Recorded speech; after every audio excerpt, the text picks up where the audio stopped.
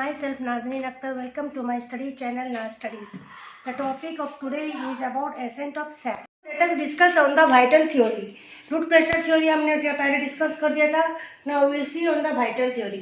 Vital theory में in many biologists they have believed that ascent of sap is due to the living cell of stems. तो living cell जो stem में present है वही responsible है आपके accent of sap या upward movement of water के लिए, बट ऐसे कुछ एविडेंस नहीं मिला. तो वाइटल फोर्स थ्योरी में आपका क्या क्या आता है? पहला आपकी आता है पंपिंग एक्टिविटी थ्योरी, जिसे हम रिले पंप हाइपोथेसिस भी बोलते हैं. Second is pulsatory movement theory.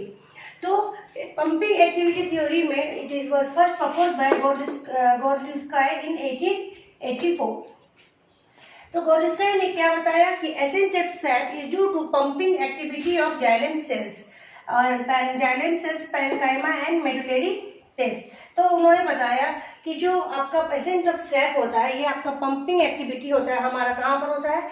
ये आपके पैरेन्काइमा एंड मेडुलरी रेज में होता है, जिसके वजह से आपका अपवर्ड मूवमेंट ऑफ वाटर हो रहा है. तो जब भी वाटर पोटेंशियल डिक्रीज हो जाता है, जब भी वाटर पोटेंशियल जैसे डिक्रीज होता है तो एडजेसेंट एरिया से, एडजेसेंट ट्रैकियल वेसल से आपका क्या होता है कि पानी डिफ्यूज होने लगता है. Water is diffusing with the low in water potential.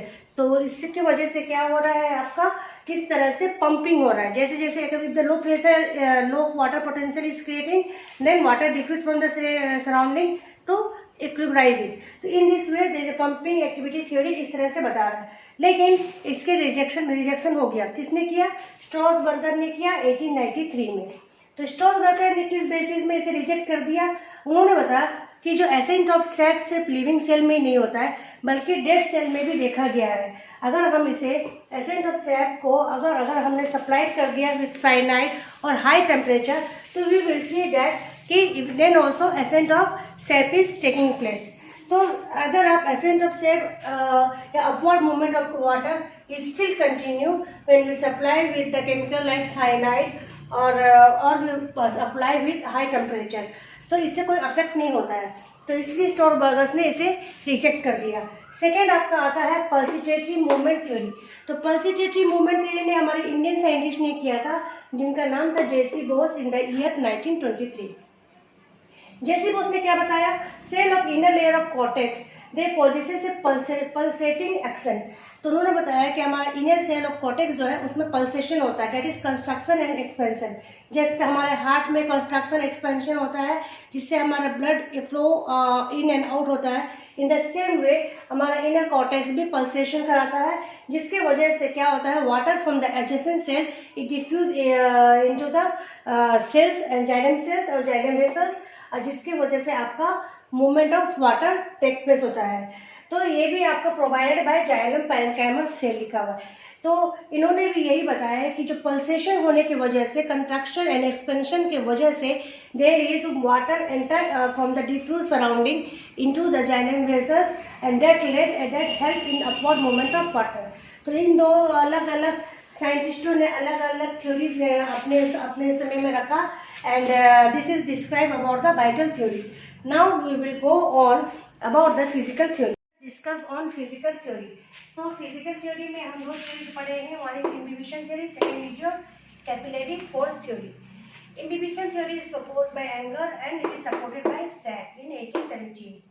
तो इम्बिबिशन थ्योरी में हम देखते हैं तो इन्होंने इसको क्या बिलीव किया कि upward movement of water is due to through the cell wall material.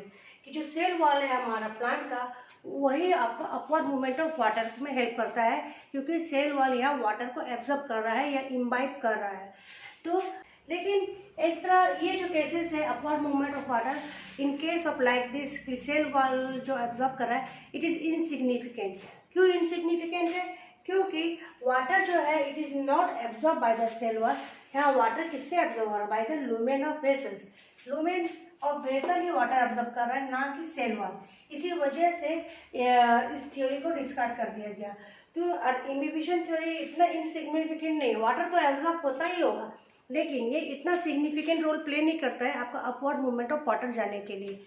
Now we will discuss on capillary force theory. हमने पढ़ा है कैपिलरी फोर्स थ्योरी इन्होंने प्रपोज किया है बोएम बाय 1809.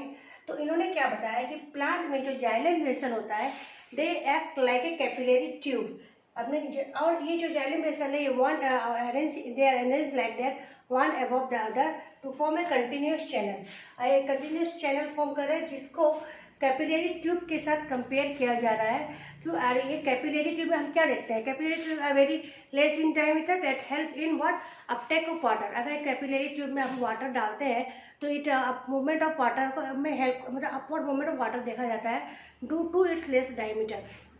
लेकिन यहाँ इस केस में the water is rising in the जो इसको इससे कंपेयर किया गया है, डेट इज जाइलम वेसल को आपका कैपिलरी ट्यूब से कंपेयर किया गया है, लेकिन it is also not accepted क्योंकि हमारा वाटर में तो इस तरह से नहीं है कि आपका डायमीटर को लेके मतलब आपका कंसर्न नहीं किया जाता है, कनेक्ट नहीं किया जाता है। दैट्स वाई जो वाटर मूवमेंट है थ्रू कैपिलरी फोर्स इसको भी रिजेक्टेड कर दिया गया। तो ये one more reason for rejecting the capillary force theory. Now let us discuss on the last theory, that is your transpiration pool theory. It is also called as cohesion tension theory and it is the most accepted theory in ascent of sap। जितना भी theory आया था सबसे accepted theory और advance theory transpiration pool theory है।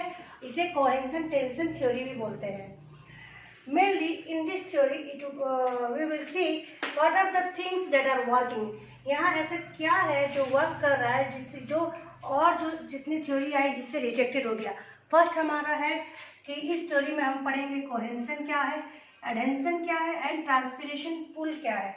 तो इन तीनों की वजह से जो अपवर्ड मूवमेंट ऑफ वाटर हो रहा है that is describe in this theory. And इसे किसने प्रपोज किया था? Dixon and Joly in the year 1894। Further Dixon ने इन द ईयर 1914 में इसे इम्प्रूव किया था जिसके वजह से इसे डिक्सन थ्योरी के नाम से भी जाना जाता है। Now look on cohesion. Cohesion में क्या होता है? Same type of attraction, mutual attraction between the molecules. तो यहाँ हम प्लांट में वाटर में केस में क्या देखते हैं? जो वाटर अपवर्ड मूवमेंट होता है तो वाटर के बीच में जो अट्रैक्शन होता है that is called as cohesion. तो यहाँ पर एक वाटर जब ऊपर movement through the root xylem से जाता है तो they have attraction between them same time. Water का अट्रैक्शन हुआ। एडहेंशन क्या होता है? In between different molecules. जैसे when the water is moving upward then वो जाइलम वेसल के वॉल्स के साथ टकराते हैं। जो जाइलम वेसल में आपके रहते हैं जैसे लिग्निन एंड सेल्यूलोज, इनसे इनका क्या होता है? अट्रैक्शन होता है। तो उसे हम कहते हैं एडहेंशन। When it has a affinity for what?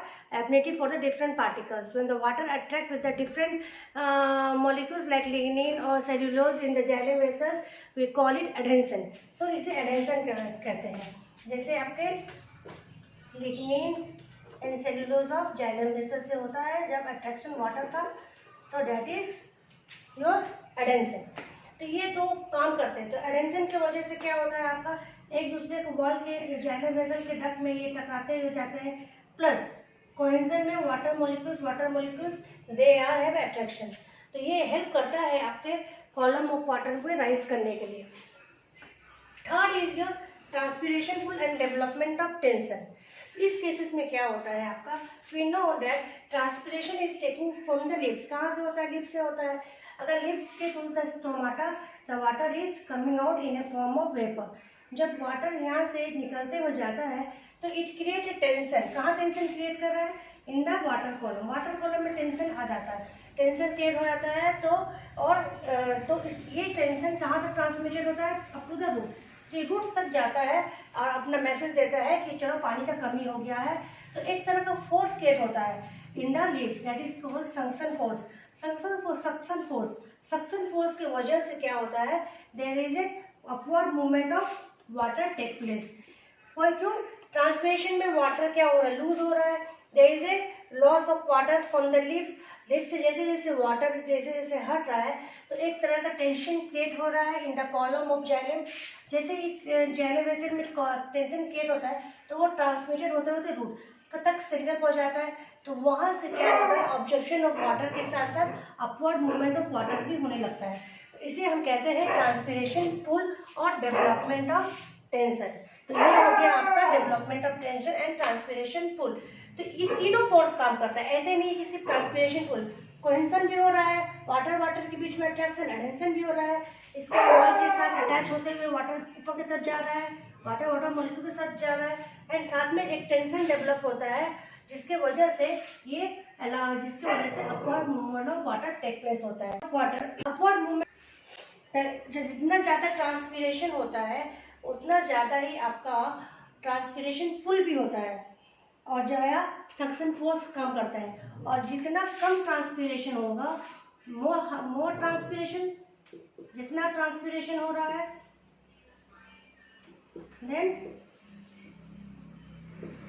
Transpiration pull is high, transpiration pull और सक्शन फोर्स इज हाई, क्योंकि उसे पानी की और रिक्वायरमेंट ज़्यादा होती है। And the low the transpiration, vice versa बोल दो, less transpiration then transpiration pull is also less. So ये डिपेंड करता है आपके ट्रांसपिरेशन के ऊपर।